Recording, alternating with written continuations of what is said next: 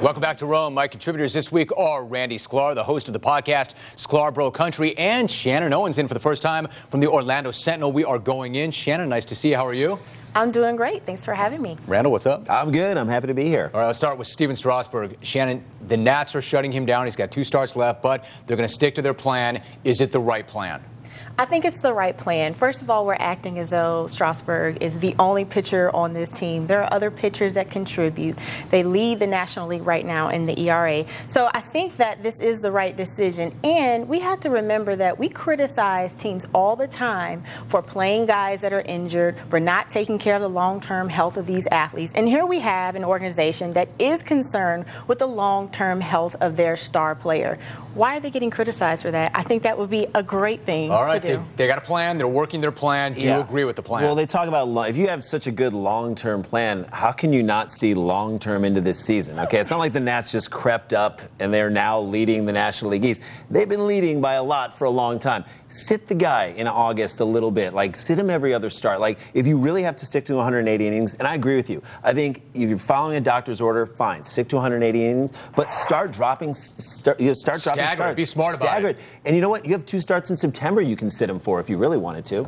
I mean, all of a sudden he's now at that mark, the 160 mark. It's like it just snuck up on him, right? So stagger the thing. My feeling is, and I understand that you want to protect your investment, but they're holding that lottery ticket. Right. I mean, they can say, we've got a plan, we're built for the long haul. What if they never get back there ever again? What if this was their best shot and they don't take it?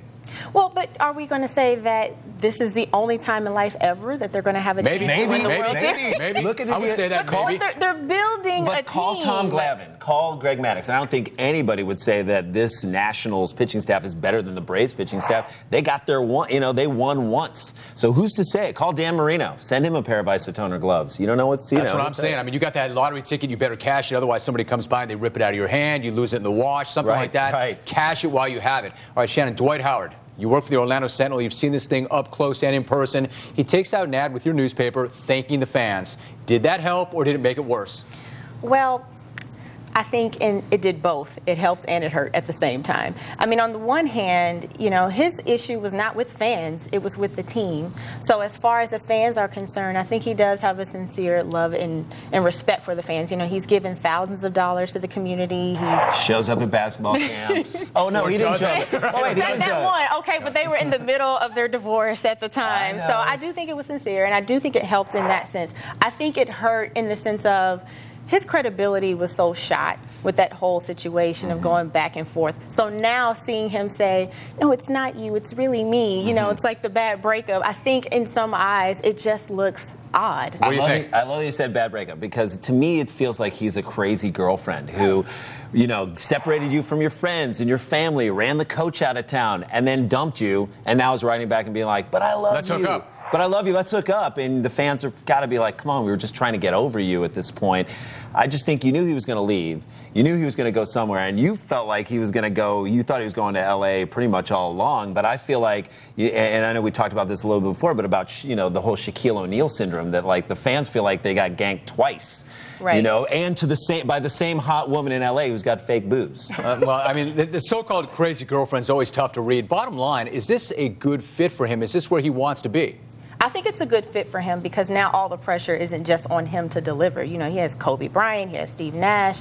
They have a whole team that can support him to win this championship. Yeah, but he's Superman. Does he not want to be the guy? Does he want everything to run through him? But nobody can win a championship by themselves. LeBron had to leave Cleveland and join Dwayne Wade in Miami. So there's no such thing as in any championship team where one guy does it all by himself. I look at this like Garnett's move to Boston. I feel like Garnett did as well as he could with Minnesota, then moved to Boston and was paired up with Paul Pierce and Ray Allen and other great players, and then he won. So I feel like this is that type of move for Dwight Howard. He doesn't have to be the face, but he can be one of the main pieces. All right, Randy, topic number 3. You are a good Michigan man. Through and through. Yeah. Michigan State wins their opener. Michigan gets hammered. Michigan State players are tweeting in-game and killing Michigan and Denard Robinson. What is your reaction? My reaction is, all right, Mark D'Antonio does come out and blast him about it, but what's he going to do about it? I'm just going to put this out here and say this. All right, they better win in Ann Arbor. They'd better win in Ann Arbor. Now, they've beaten us the last 4 years. They better win this year in Ann Arbor. But even if Michigan beats Michigan State,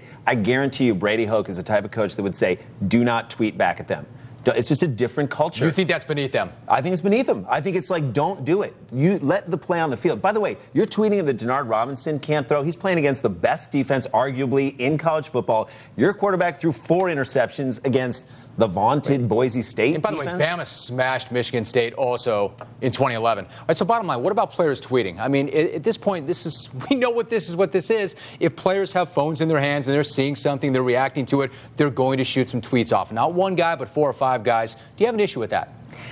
I don't, in the sense of trash talking has been around since the beginning of time. Now we just have to hear about it because it's on social media. I think that athletes have to exercise better control over what they say, but I don't want to see bans. I don't want to see that because I think anytime you take away somebody's right to have a voice, I think that's always going down a wrong road. And as a journalist, I don't want anybody taking away my voice. But you speak about journalism. To me, tweeting is like giving a quote to a reporter. I mean, you got to be smarter than that. If you're sitting in the locker room giving bulletin board material after a game, a coach or someone's going to come over and be like, I don't think that we're saying don't tweet or don't say what's on your mind. I think what he's saying is don't say that their quarterback isn't as good as your walk-on. Yeah, Things exactly. like that. All right, guys, thanks so much. See you again tomorrow. Nice job.